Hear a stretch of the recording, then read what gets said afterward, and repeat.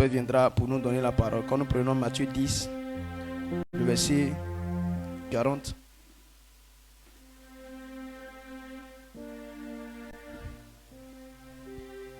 Matthieu 10, le verset 40 nous dit que celui qui vous reçoit me reçoit, et celui qui me reçoit reçoit celui qui m'a envoyé. Celui qui reçoit un prophète en qualité de prophète recevra une récompense de prophète. Et celui qui reçoit un juste en qualité de juste recevra une récompense de juste. Amen. Dieu nous envoie ses prophètes pour qu'ils nous parlent par lui. Lorsque Dieu veut s'adresser à son peuple, il va toujours confier sa parole à quelqu'un. Et nous, ici dans cette commission, nous avons un homme de Dieu à qui Dieu lui parle pour nous parler. Donc tout ce qui vient de sa bouche vient de l'Éternel. Et Dieu s'attend à ce que nous recevions son serviteur comme lui-même. C'est ainsi que la bénédiction, c'est ainsi que la grâce, la faveur de Dieu se manifestera dans notre vie. C'est pourquoi nous ne devons pas mépriser nos prophètes. Nous ne devons pas mépriser ceux qui nous envoient la parole de Dieu. Parce que par eux, la délivrance vient. Par eux, la lumière arrive. Dieu ne va pas surpasser ses serviteurs pour nous envoyer quelque chose. Donc c'est par eux qu'ils passent. C'est pourquoi nous avons intérêt à les considérer. Nous avons intérêt à écouter avec désir, avec plaisir ce qu'ils nous disent. Parce que c'est Dieu qui sera en train de parler au travers d'eux. C'est comme ça que nous devons voir la chose. Donc ce matin, tu vas demander à l'Éternel d'ouvrir tes yeux afin que tu puisses attraper la parole de Dieu qui vient vers toi. Et tu vas demander à Dieu ce que tu veux que Dieu réalise pour toi à partir de cette parole. Tiens-toi debout et tu vas recommander ton cœur à l'Éternel, puisque la parole de Dieu vient ce matin. Que Dieu illumine ton cœur afin de comprendre ce que Dieu a à te dire et qu'est-ce que tu veux que Dieu fasse pour toi à partir de là.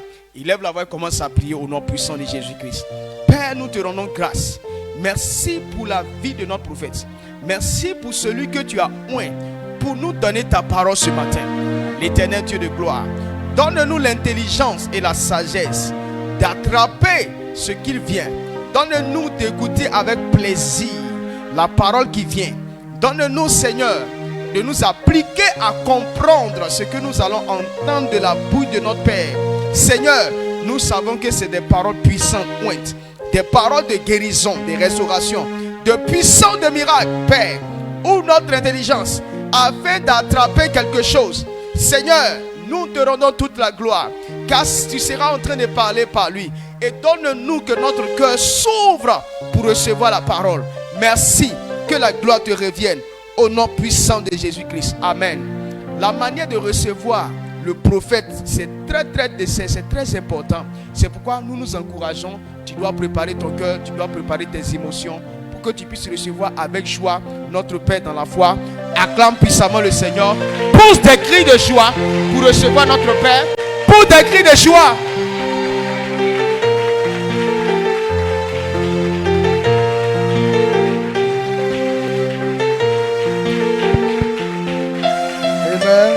Amen. Alléluia. Amen. Dieu te bénisse. Si tu es en joie, et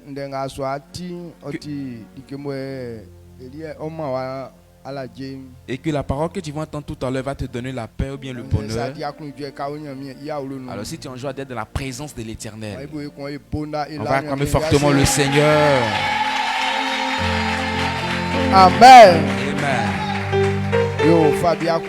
Veuillez vous asseoir tout doucement dans la présence de l'Éternel. On vient de prier tout à l'heure pour écouter la parole de l'Éternel. Je veux que tu considères le temps que nous avons n'est plus long. Alors les affaires de Dieu doivent nous préoccuper. Je rends toute la gloire à Dieu le Père au nom de Jésus. Pour l'amour que Dieu a manifesté pour moi. Ou soit pour l'amour que Dieu manifeste pour nous tous. Et depuis le mercredi passé, on n'était pas là, on était à Gagnoa. Et lorsqu'on partait, l'Éternel a fait des grands miracles. Et nous sommes arrivés paisiblement. Et lorsqu'on s'est retourné, il a opéré encore des miracles. Et on est venu vous trouver en bonne santé. On n'est pas allé faire notre propre volonté.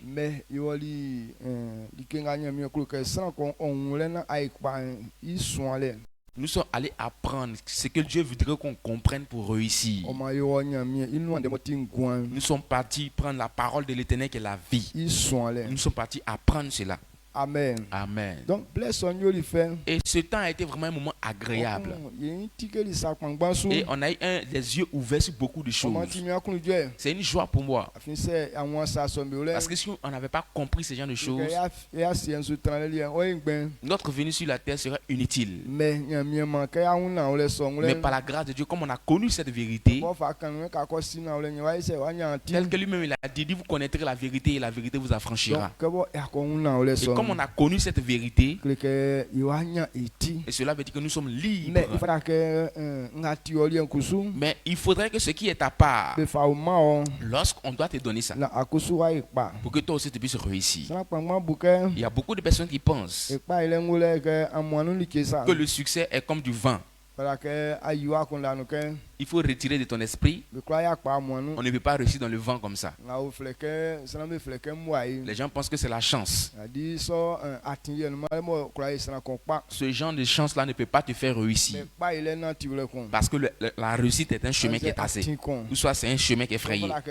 Alors on doit t'enseigner. Si tu obéis à cette voie, c'est ainsi que tu réussiras.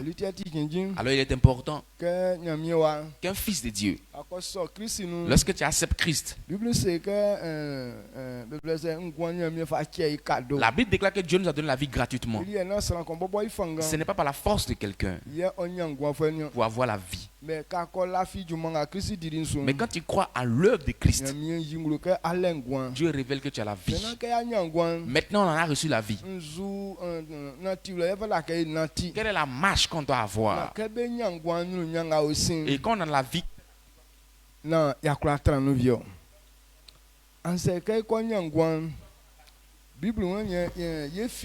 La Bible déclare que nous allons être sauvés. Le salut veut dire qu'on va habiter dans le même lieu que l'Éternel. Il est écrit que Jésus reviendra chercher ses enfants. Alors ceux qui auront la vie, Christ viendra les chercher. Mais c'est sur une marche qui te permettra d'être dans le lot de ceux qui seront enlevés. Alors si on ne t'a pas enseigné ça et que tu n'as pas obéi à ça, le fait d'être enlevé sera difficile pour toi.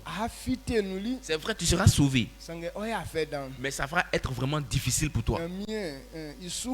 Un serviteur de l'Éternel, le serviteur de l'Éternel a pris le temps de nous enseigner beaucoup de choses. Et ça fait que nous tous, on a eu peur. Amen. Mais il est important que quelqu'un puisse connaître cette vérité. Alors quand on dit qu'il est l'heure de venir devant la face de l'Éternel, toi et moi on doit se presser pour venir. Amen. Amen. Le temps duquel nous sommes en train de parler, que tu sois enfant, grande personne, nous tous on est obligés de comprendre cette parole. Souvent c'est que nous trompons, on se dit que non, comme mon papa sait Dieu, ma maman sait Dieu, pour qu'ils viennent aussi écouter la parole. Dieu veut que beaucoup de personnes soient sauvées. Alors celui qui comprend ce chemin, il dit va annoncer cette bonne nouvelle à ceux qui n'ont pas encore connu cette vérité. Il y a des gens, quand tu vas inviter les hommes, l'invitation de certaines personnes, c'est le devoir des fils de Dieu. Il est normal qu'on le fasse. Amen. Amen. Est-ce que vous comprenez? Que tu sois grand, que tu sois vieux, chacun a sa promotion. Même un petit peut inviter une grande personne. Un grand aussi peut inviter un petit. On peut inviter toutes sortes de personnes. Alors que cela te soit important. C'est le travail que Dieu a prévu qui est récompensé. Si tu ne fais pas ce travail, Dieu ne sera pas content de toi. Alors efforçons-nous pour que nous tous on puisse avoir la main dedans. Qu'est-ce que je dois t'enseigner en ce matin? Dans ce mois, nous voulons régner. Quand on parle du règne, on veut vivre une vie de liberté, de paix sur cette terre. Quand on dit que quelqu'un est une personne de renom sur cette terre, c'est que la personne est en train de régner. Alors c'est ce règne-là.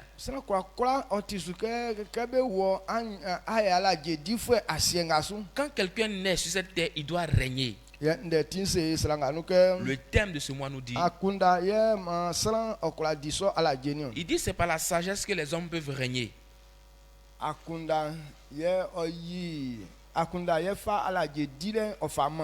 C'est la sagesse qui fait régner les hommes. C'est la sagesse qui fait régner. C'est la sagesse qui fait régner. Alors qu'est-ce qu'on appelle la sagesse? Quand on parle de la sagesse, c'est l'esprit de Dieu. Voici ce qui donne la sagesse. Voici ce que tu dois avoir pour avoir la sagesse. Alors si tu n'as pas l'esprit de Dieu, tu n'as aucune connaissance. C'est par la connaissance que quelqu'un peut être libre. Alors si quelqu'un veut être libre, ce qu'il doit chercher premièrement, c'est l'esprit de Dieu. Amen. Amen. Alors il est écrit également, quand quelqu'un accepte Jésus, Dieu lui donne son esprit. Alors tu as reçu l'esprit de Dieu. Pourquoi est-ce qu'on ne peut pas être libre alors?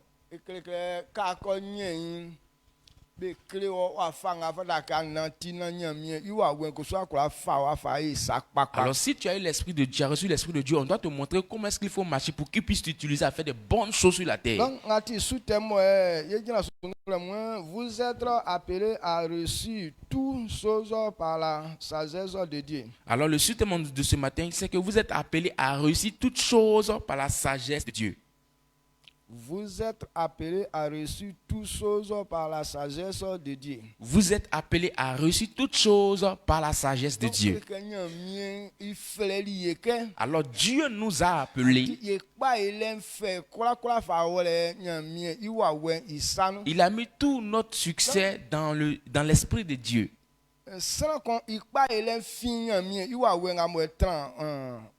Alors le succès de chacun dépend de l'esprit de Dieu qui est en toi. Alors il faut garder à l'esprit que quelqu'un peut réussir en toutes choses, mais par la sagesse que tu auras. C'est par ça que tu réussiras. Alors si notre succès est tendu de cette manière, comment faire pour que cet esprit puisse se manifester en nous? Comment faire pour réussir avec l'esprit de Dieu? Alors comment faire pour réussir avec l'esprit de Dieu? Alors comment faire pour réussir avec l'esprit de Dieu en nous? Voici ce que nous allons partager ce matin. Nous comprenons que c'est par la sagesse qu'on réussit. Il fait régner. Et on comprend clairement aussi que la sagesse, c'est l'esprit de Dieu. Cela veut dire que c'est l'esprit de Dieu qui donne la sagesse. Jean chapitre 6 verset 63. Il dit la chair ne sert de rien. Il dit la chair que vous voyez. Tu vois ça, c'est bien beau. Quand tu vois ton corps, ta chair, tu es heureux. Comment tu te dis que ouais, je suis un beau jeune homme. Je suis une belle jeune fille.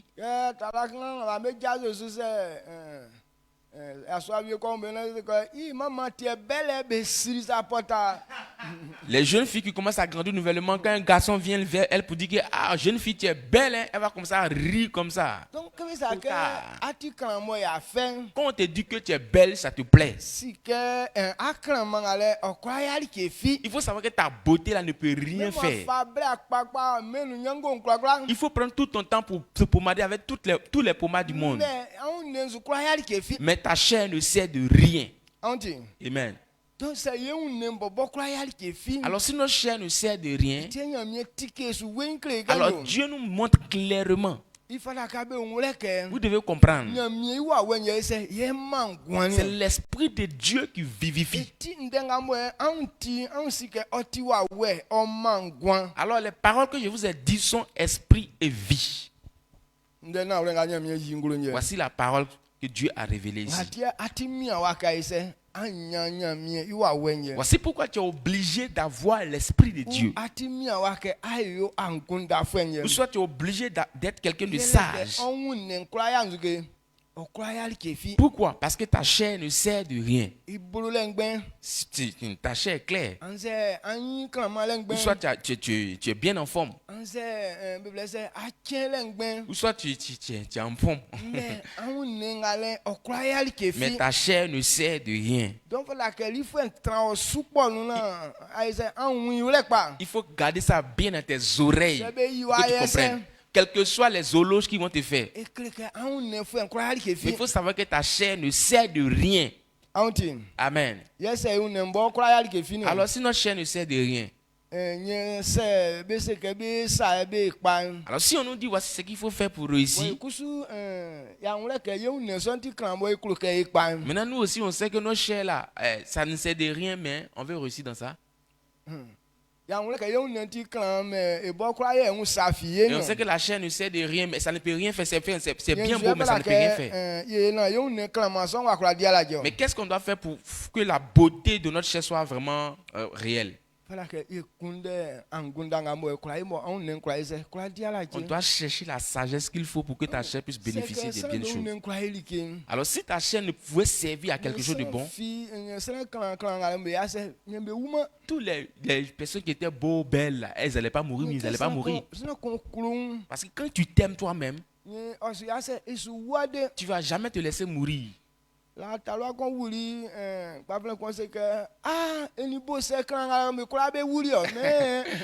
Avant, il y a une jeune dame qui était décédée. Maintenant, il y a une jeune qui dit que donc la jeune fille est morte. Elle est morte avec tous ses fesses là. On dit oui, elle est morte avec tous ses fesses. Même si tu as tes fesses bombées, si la mort vient, elle va te prendre. Mais si tu as un beau visage, si tu veux, il faut percer tes oreilles, il faut percer ta langue. Si la mort vient, elle ne va pas te louper. La mort va t'emporter. Ce qui peut te faire rendre heureux, c'est qu'il faut être sage. Amen. Amen. Quand nous prenons le livre pour former Moïse, pour lui montrer les voies de l'Éternel.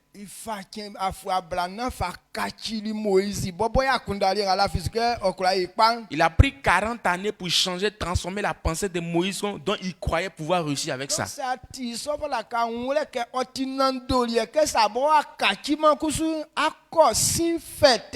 Alors tu dois comprendre qu'il est important que si toi tu n'es pas transformé, tu iras dans le temps du feu. Tout ce que Dieu révèle, il dit rien ne sera caché, tout sera révélé. Est-ce que vous comprenez? Dieu a pris 40 ans pour enseigner les voies de l'Éternel à Moïse. Ce que quelqu'un doit manifester et être heureux. Alors quand les 40 années fut arrivées, c'est pour cette raison que vous avez entendu parler du règne de Moïse sur la terre. Le nom de Moïse était élevé dans tout le pays d'Israël. Jusqu'à présent, son nom continue de régner. Amen. Donc Dieu l'a transformé. Il a manifesté ses voies à Moïse, son serviteur. Et quand Moïse a compris les voies de l'Éternel, il a pratiqué cela. Au vu des grandes choses que l'Éternel a fait, il a manifesté ses grandes œuvres aux enfants d'Israël. C'est ce qu'on entend aujourd'hui. Dieu ne cache rien. On dit la bonté de l'Éternel dure toujours. Il dit le Dieu dont nous parlons est l'un.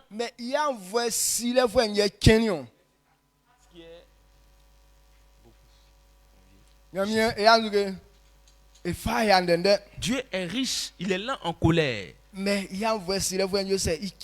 Et riche en bonté. Alors si Dieu se révèle tel qu'il est à nous, il veut que toi et moi on puisse réussir.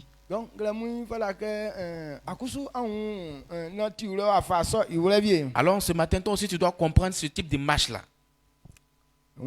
Comment faire pour réussir avec l'Esprit de Dieu? Alors comment faire pour réussir avec l'Esprit de Dieu? Avant que l'Esprit de Dieu ne puisse faire du bien à quelqu'un, tu dois connaître le chemin que Dieu a tracé pour la réussite de quelqu'un. Lorsque tu es sur ce chemin, si ta voix, tu marches conforme à ce que Dieu a dit, quel que soit tout, tu réussiras. Quel que soit tout, tu régneras sur la terre. Et comme Joseph était sur le chemin de Dieu, on en a entendu parler de la renommée de Joseph dans tout le pays d'Égypte. On a entendu le nom de Daniel qui a été de renom en Babylone à cause des chemins de l'Éternel. Ils connaissaient les voies de l'Éternel. Et ils ont pratiqué les voies de l'Éternel. Lorsque tu viens sur la voie de l'Éternel, les démons n'ont plus de pouvoir sur toi. Quand tu es sur le chemin de Dieu, les démons ne peuvent rien te faire. Quand tu es sur le chemin de Dieu, la maladie n'a aucun pouvoir sur toi. Quand tu es sur le chemin de Dieu,